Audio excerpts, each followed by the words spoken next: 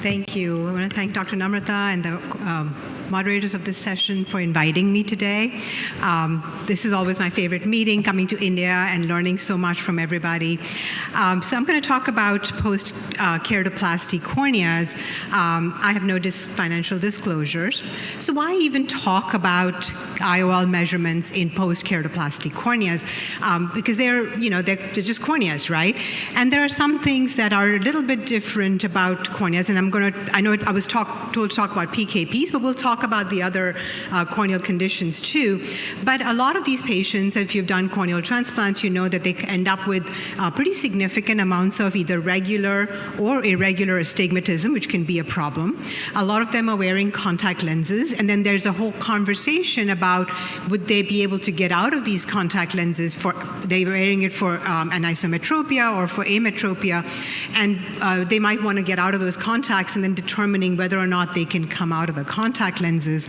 And then in the past, we used to definitely look very carefully as to the age of the patient. If they were younger and they might need another transplant, that might affect the lens that you put into their eye because they might be getting another transplant down the road.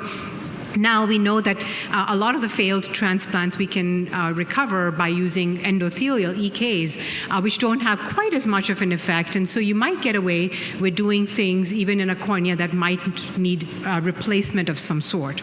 And then we know that transplanted corneas don't always have the same posterior curvature, either in a PK where you have sutures pulling in different directions. You can't always predict that the posterior cornea is a certain percentage of the anterior cornea. And most of our measuring tools usually estimate what the posterior cornea is. They don't actually measure that. And that can be complicated when you're trying to do these surgeries. And then what if you need to have somebody that needs both surgeries done at the same time, and you cannot do one after the other? And so, just as a demonstration, we're going to talk about this one patient, and they've got some of those issues that we've talked about, where it's a 65-year-old patient. She'd had RK in the past and developed was wearing a contact lens and got a progressive fungal ulcer that was progressing despite everything we did, medication, intrastromal, intracameral, oral antifungals, and so had to undergo a therapeutic PKP. Fortunately, despite the lack of steroids, she actually had a clear graft, but had a mature cataract with posterior synechia, and also had about 10 diopters of astigmatism, relatively regular astigmatism, but a lot. And we couldn't measure it on our regular biometry, neither the cornea, because there was so much astigmatism, or the axial length. We got the axial length by using immersion technique, so ultrasound, and then got a topography to get the corneal measurements. But again, difficult patient, and she never wanted to go back to contact lenses because she had this fungal ulcer developed from a contact lens.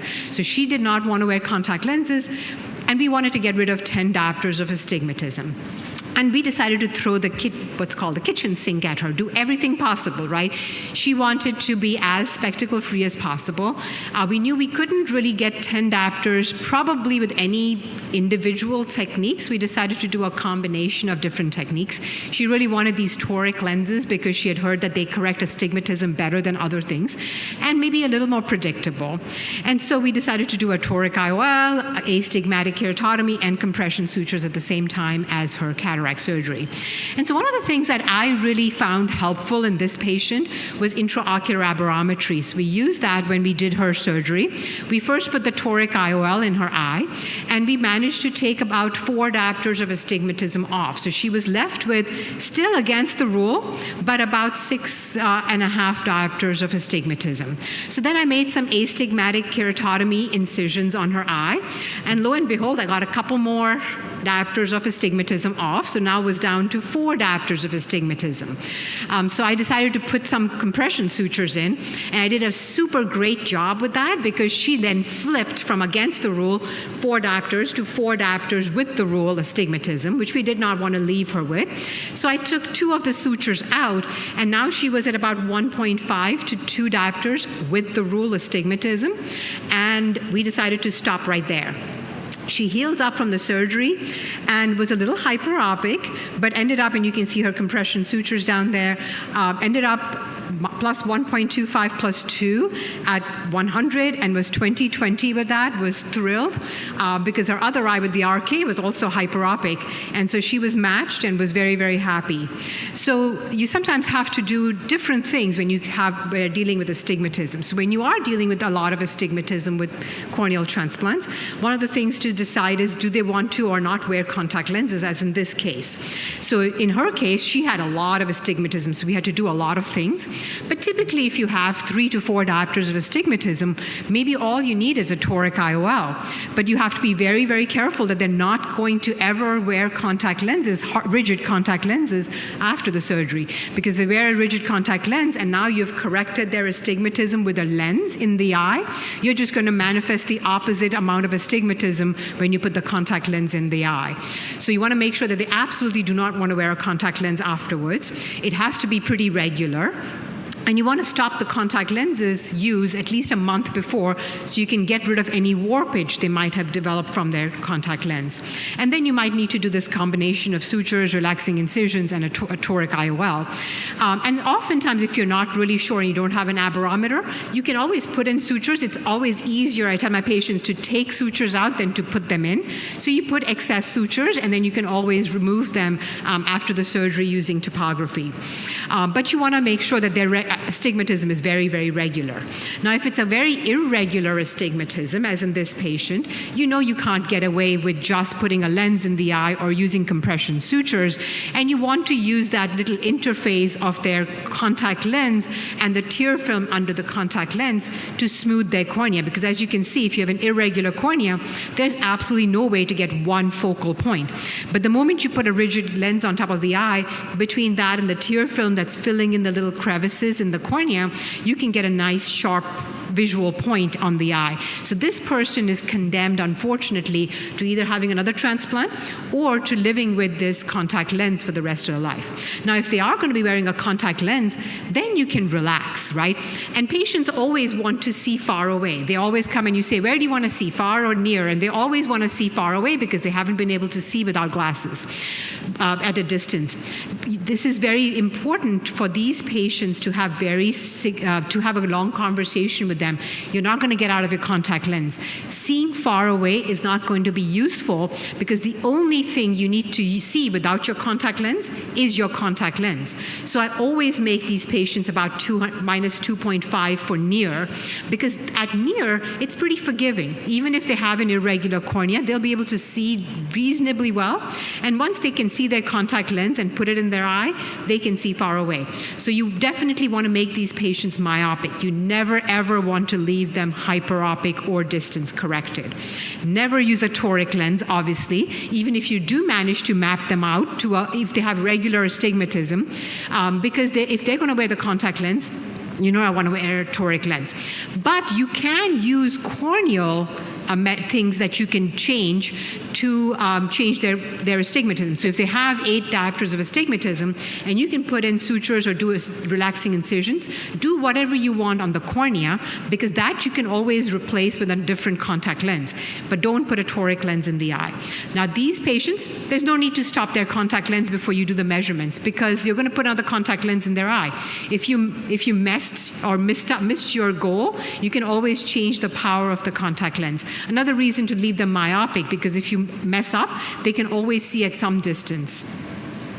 And then what about these corneas that are pretty regular, but again, you don't quite know what the true power is? If you look at their pupillary axis, you've got 2 or 3 different powers in there, and you don't know which one they're actually seeing out of. Here, the light adjustable intraocular lenses are very, very useful because you can touch them up afterwards to compensate for whatever ametropia you might have created by doing the cataract surgery.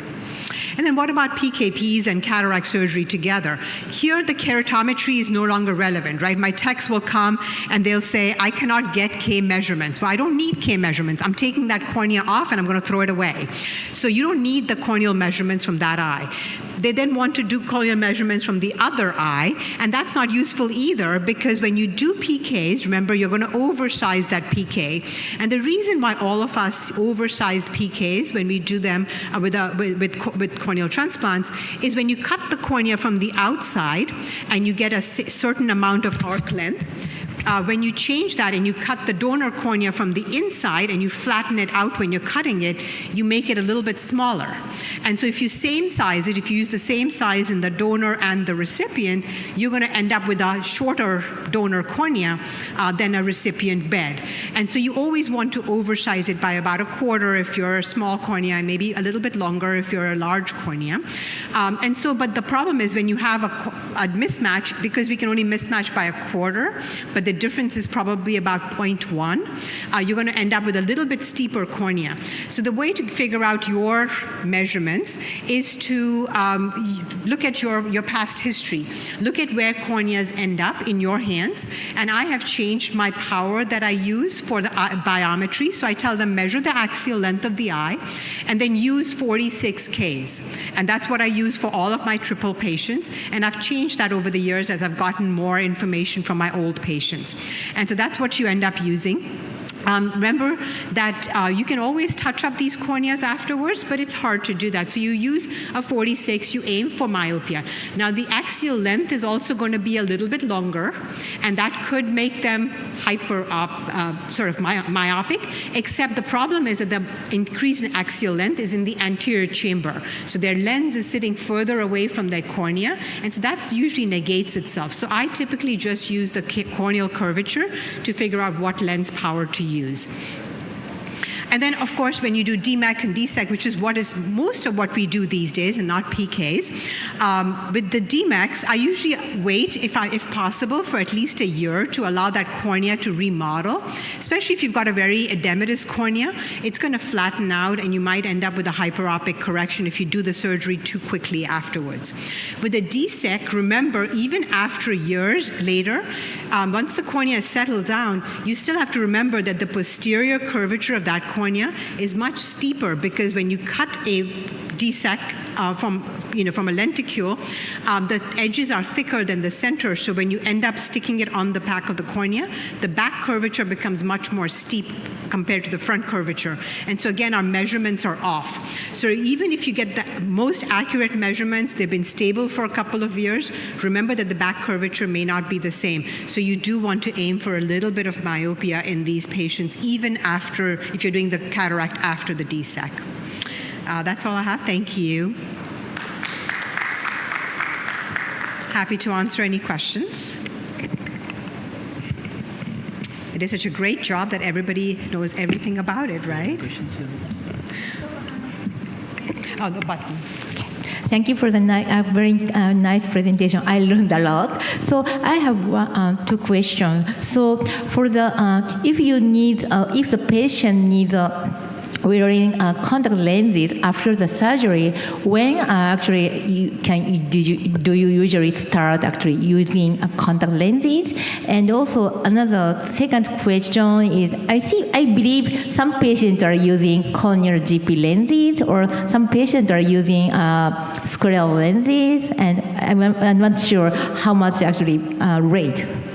So the question was, how long do I wait after the surgery before I refit them with when you start, yes. When you start the contact again. Now, most of them need the contact lens refitted after the surgery, so obviously they're not going to go back to their old contact lens. And so we're going to change the power of the contact lens after the surgery. Some of my patients are wearing bifocal contact lenses. I typically wait about 4 to 6 weeks after the cataract surgery before I let them get refitted for the contact lens. And then it takes them a few weeks to get that contact lens. So typically it's about 6 to 8 weeks after the surgery. Okay, so how about the kind of contact lens? So how many? Scleral versus